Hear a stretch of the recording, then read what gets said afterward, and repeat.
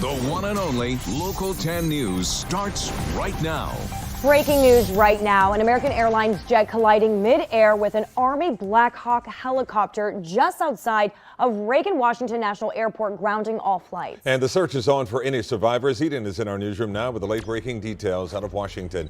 Eden. And Calvin, Janice, we know the small commercial flight was coming from Wichita, Kansas to D.C. when it plunged into the Potomac River as it was approaching the runway. 60 passengers and 4 crew members were on board the plane, and there were 3 military members on board the helicopter.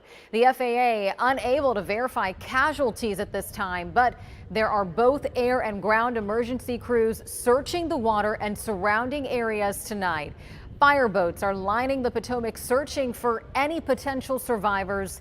As we know, half of the jet is underwater right now. Homeland Security Secretary Kristi Noem said that she would be deploying all available resources from the U.S. Coast Guard for search and rescue efforts. Earthcam video shows the moment the 2 aircraft collided mid-air, showing a large explosion in the sky there. You can see it right there. And a big concern tonight in the search for passengers is the temperature of the water, as it's nearly hypothermic. A man driving down the road on his way home was able to see the entire thing go down. So I looked back at the road, and then I looked back again just to see if I could maybe see it land.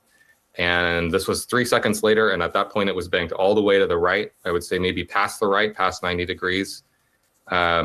I could see the underside of it. It was lit up a very bright yellow, and there was a stream of sparks underneath it.